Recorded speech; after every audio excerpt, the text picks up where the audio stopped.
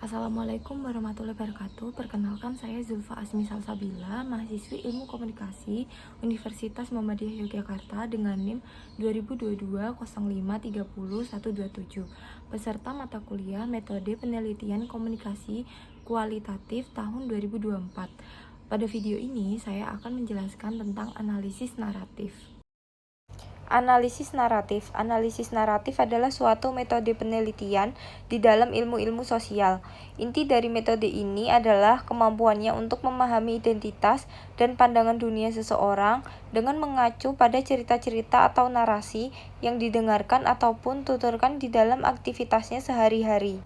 Selanjutnya, menurut para ahli, menurut Klandinin, penelitian naratif adalah laporan bersifat narasi yang menceritakan urutan peristiwa secara terperinci. Dalam desain penelitian naratif, peneliti menggambarkan kehidupan individu, mengumpulkan cerita tentang kehidupan orang-orang, dan menuliskan cerita pengalaman individu.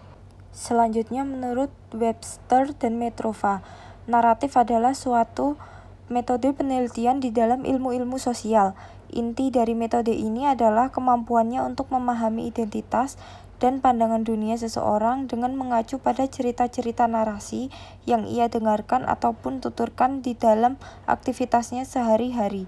Dengan demikian, penelitian naratif dapat diartikan sebagai studi tentang cerita yang menceritakan dan menjelaskan suatu kejadian yang menjadi pusat perhatian peneliti berdasarkan urutan waktu tertentu secara rinci.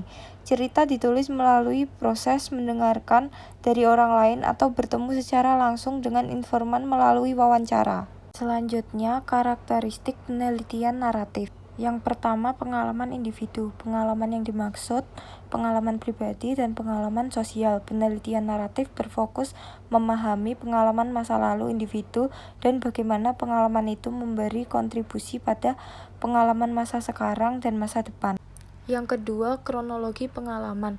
Ketika peneliti berfokus pada pemahaman pengalaman ini, peneliti memperoleh informasi tentang masa lalu, masa sekarang, dan masa depan partisipan. Kronologi yang dimaksud dalam peneliti naratif adalah peneliti menganalisis dan menulis tentang kehidupan individu menggunakan urutan waktu menurut kronologi kejadian. Yang ketiga, pengumpulan cerita. Peneliti memberi tekanan pada pengumpulan cerita yang diceritakan oleh individu kepadanya atau dikumpulkan dari beragam file teks cerita. Dalam penelitian naratif adalah orang pertama langsung secara lisan yang mengatakan dan menceritakan. Yang keempat, restoring. Restoring adalah proses di mana peneliti mengumpulkan cerita, menganalisisnya dengan unsur kunci cerita seperti waktu, tempat, plot, dan adegan, dan kemudian menulis kembali cerita itu untuk menempatkannya dalam urutan kronologis. Yang kelima, coding tema. Peneliti naratif dapat memberi kode dari cerita atau data menjadi tema-tema atau kategori-kategori. Identifikasi tema-tema memberikan kompleksitas sebuah cerita dan menambah kedalaman untuk menjelaskan tentang pemahaman pengalaman individu. Yang terakhir, konteks atau latar. Peneliti menggambarkan secara terperinci latar atau konteks di mana pengalaman individu menjadi pusat fenomenanya. Ketika melakukan restore cerita, partisipan, dan menentukan tema, peneliti memasukkan rincian latar atau konteks pengalaman partisipan.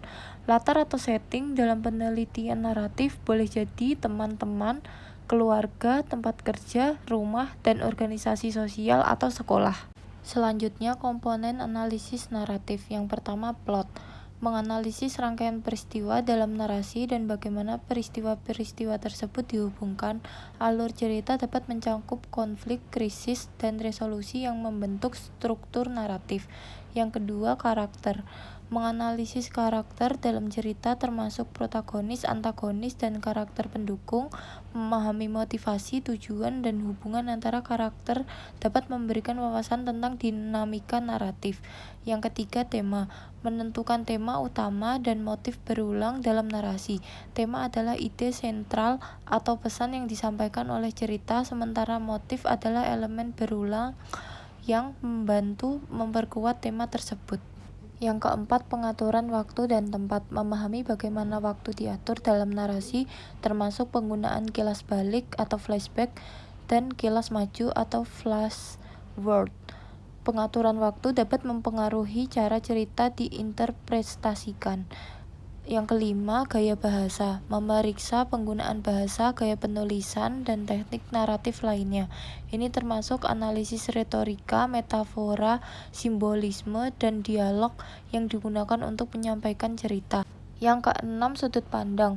Menentukan sudut pandang dari mana cerita diceritakan, seperti sudut pandang orang pertama, kedua, atau ketiga. Sudut pandang dapat mempengaruhi cara informasi disampaikan dan diterima oleh audiens.